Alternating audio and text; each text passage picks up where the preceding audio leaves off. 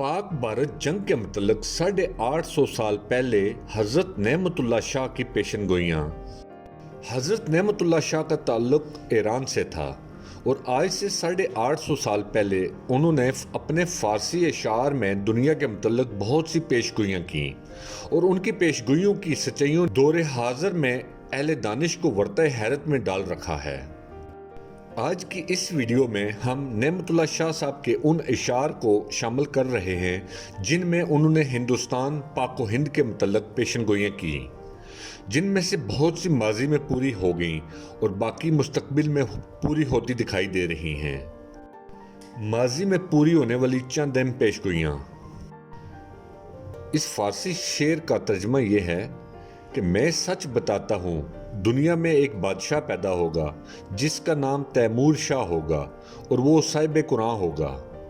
और फिर 1398 में यानी पेशगोई के कई साल बाद तैमूर शाह ने हिंदुस्तान पर हमला किया और मोहम्मद तुगलक को शिकस्त दी और अपनी बादशाहत कायम की। इसके बाद काबुल का बादशाह बाबर दिल्ली में हिंदुस्तान का वाली और बादशाह बनेगा। अहले दानिश वर्ता हैरत में हैं कि नेमत शाह साहब बाबर के हिंदुस्तान पर हमले के 350 साल पहले उससे उसके नाम से कैसे जानते थे। फिर परवरदिगार जुल जलाल की तरफ से बादशाही हमायूं को मिलेगी और फिर अफगानिस्तान से शेर खान ज़ाहिर होगा। ये पेशगोई भी मनोअन पूरी हो गई और दुनिया ने देखा कि शेर शाह सूरी ने हमायूं को हिंदुस्तान छोड़ने पर मजबूर कर दिया था। मुल्क पंजाब के दरमियान में उसे शोहरत मिलेगी और सिखों की कौम उसकी मुरीद हो जाएगी। ये पेशगोई 1441 में पूरी हुई और बाबा गुरु नानक पैदा हुए जो सिखों के पहले गुरु हैं, जिनका इंतकाल 1538 में हुआ। सिख कौम मुसलमान कौम पर जुल्म व सितम करेगी और ये सिलसिला 40 साल तक जारी रहेगा।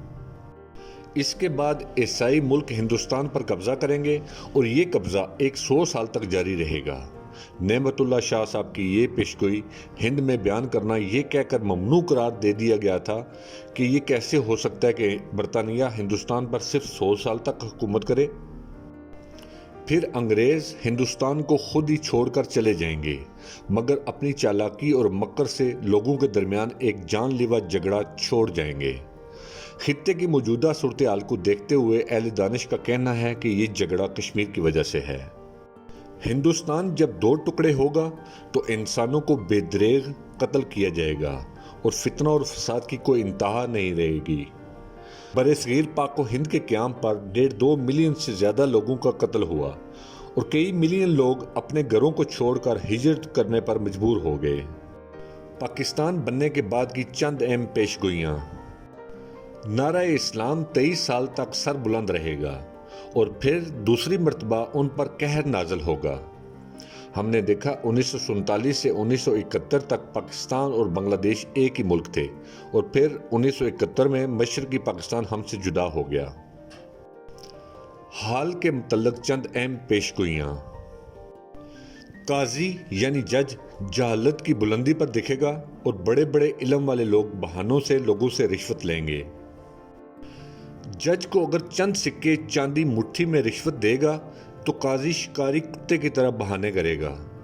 पाकिस्तान के मौजूदा अदालती निज़ाम को देखें तो ये पेशगोई बिल्कुल सच है, जिसे पता नहीं नेमत शाह साहब ने 850 साल पहले कैसे महसूस कर लिया था। ऐसे वक्त में तू किसी को अहले हक ना देखेगा और लोग चोरों और डाकुओं के सर पर दस्तार रखेंगे। पाकिस्तानी सियासतदान जिन्होंने इस मुल्क को लूट खाया, हम देखते हैं लोग उनके सरों पर दस्तार सजाते हैं। मुस्तकबिल के मुतल्लक चंद अहम पेशगोइयाँ। मुसलमान नमाज से गाफिल हो जाएंगे और शहूद के कैदी बन जाएंगे और दुनिया में ऐसा ही होगा। रोज़ा, नमाज और अहकाम एकदम गायब हो जाएंगे और मुनाजात की महफिलों में रियाकाराना जिक्र व अज़कार होगा।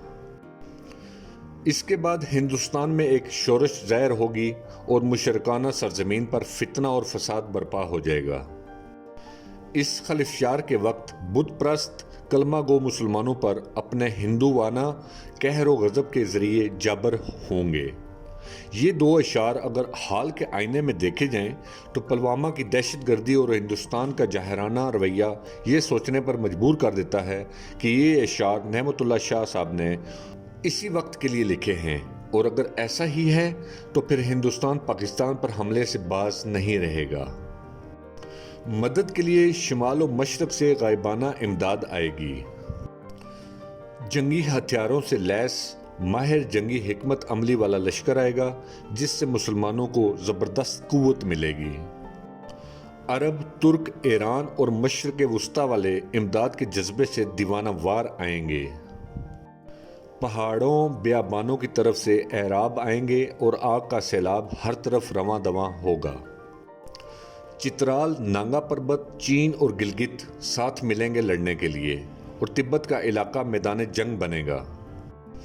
ترکی، چین اور ایران اکٹھے ہو جائیں گے اور ہندوستان کو غازیانہ فتح کر لیں گے۔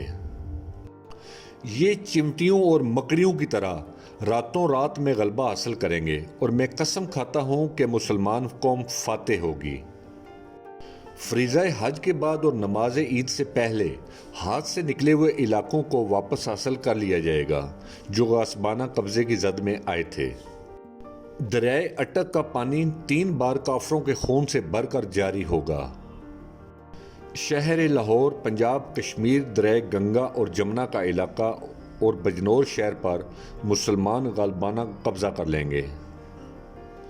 دریائے اٹک کا 3 بار دشمن کے خون سے بھر کر جاری ہونا اور ان علاقوں پر مسلمانوں کا قبضہ ہونے کی پیشگوئی سے مسلمانوں کی فتح کی طرف نشاندہی کی گئی ہے۔ یہ لڑائی 6 ماہ تک جاری رہے گی اور مسلمان اللہ کے فضل سے فتح سے ہمکنار ہوں گے۔ حضرت کی آگ کے سیلاب کی پیشگوئی سے لگتا ہے کہ ہندوستان ایٹمی جنگ ضرور چھیڑے گا، اور اس شعر میں مسلمانوں کی فتح کی نوید ہے۔ ماشاءاللہ، اللہ پاک پاکستان اور پاکستانیوں کو بھارت کی شر سے محفوظ رکھے، آمین۔ ہمارے اس چینل انفو رائڈر کو سبسکرائب کریں۔ ویڈیو اچھی لگی ہے تو لائک کر دیں، اگر سبسکرائب نہیں کیا تو سبسکرائب کر دیں۔ ملتے ہیں نیکسٹ ویڈیو۔